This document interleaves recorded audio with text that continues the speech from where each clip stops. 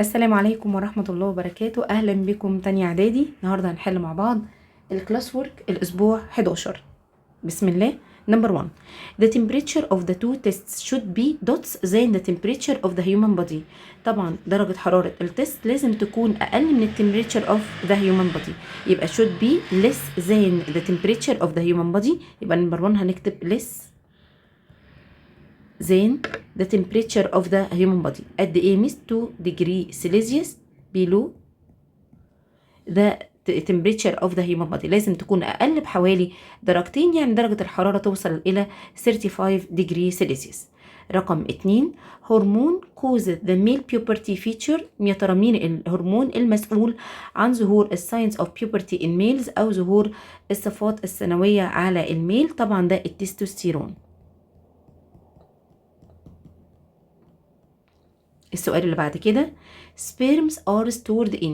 يا ترى السبيرمز بتتخزن فين؟ أكيد طبعا هتكون epididymis. السؤال رقم 4. from the function of the seminal fluid. أنا عندي أكتر من function للseminal fluid، هو طالب مني 2 هنكتبهم مع بعض. number 1 كان بيعمل feeding أو nourishment للسبيرم، يبقى number 1 feeds the sperms as it contains nutrients. ورقم 2 كان بيعمل facilitate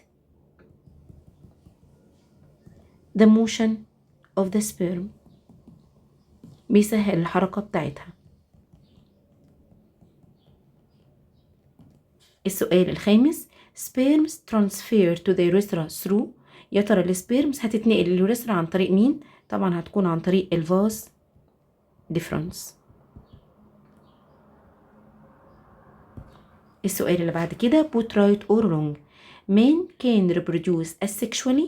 هل احنا بنعمل reproduction asexually عشان كده كلنا identical لبعض او شبه بعض؟ اكيد طبعا لا.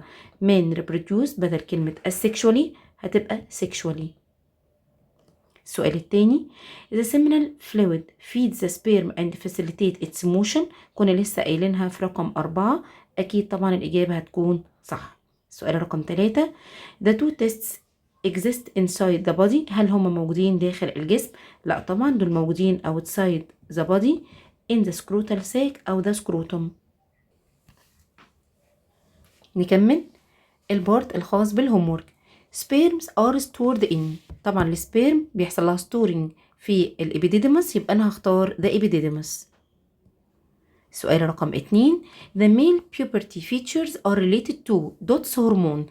مين الهرمون المسؤول responsible for the appearance of the male secondary sex characters؟ طبعا هيكون التستوستيرون.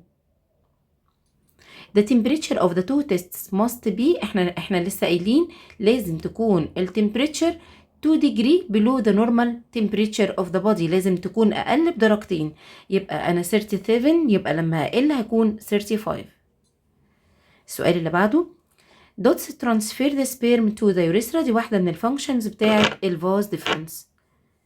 the genital associated glands اللي هم التلاتة السيمينال فلويدز والبروستات جلاند والكوبر جلاند كانوا سكريت مين؟ طبعا كانوا سكريت السيمينال فلويد اللي بنعرفه باسم سيمن. السؤال اللي بعد كده write the scientific term. number 1 the tube that transfer the sperm from tests to the urethra. أكيد هيبقى الفاز ديفرنس.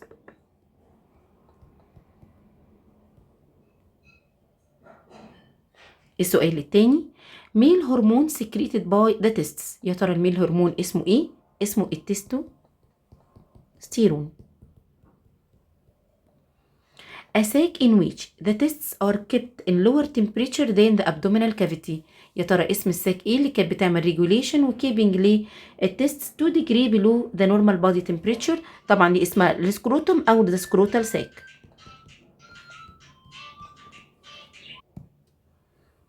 السؤال الثالث what happens if the two tests are found inside the abdominal cavity؟ ايه اللي هيحصل لو التو tests موجودين inside the abdomen؟ The tests can't produce the sperms so the individual becomes infertile or sterile. يبقى لو التو tests موجودين inside the abdominal cavity فالحالة ديت التستس مش هتقدر تكون السبرم والانديفيدوال هيكون sterile أو infertile أو عقيم.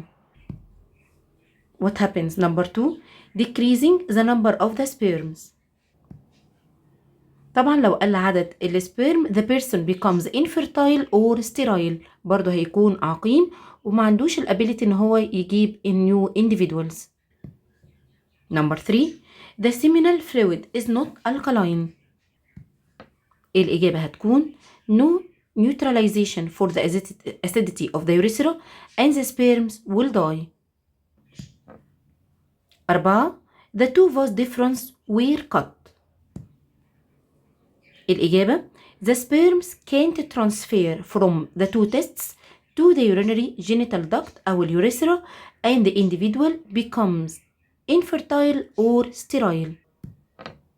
What will happen? The prostate gland is damaged. If the prostate gland أو أي واحدة من ال associated gland حصل لها damage هقول no seminal fluid is produced and the sperm will die while individual becomes infertile. Give reason for the importance of seminal fluid. بيسألك ايه الامبورتنس بتاعت السيمينال fluid. هنقرا الإجابة سوا. Number 1 feeds the sperms because it contains nutrients. بيبتدي يغذي السبيرم عشان فيه بعض النيوترينتس أو العناصر الغذائية. Number 2 facilitate the flow of the sperm أو بيسهل make the motion of the sperms easily.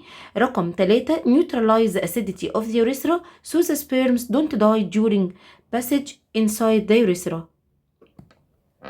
Give reason رقم 2 appearance of puberty feature at male. الإجابة هتكون due to the secretion of male sex hormone اللي هو طبعا التستوستيرون from the two testes. آخر سؤال عندنا the seminal fluid keeps the sperms alive. الإجابة because it feeds the sperm as it contains nutrients also facilitate the flow of the sperms أو بنقول عليها facilitate their motion. رقم 3 neutralize the acidity of urethra so the sperms don't die during passing through the urethra. وبكده نكون وصلنا لنهاية الفيديو. أشوفكم على خير في فيديو جديد.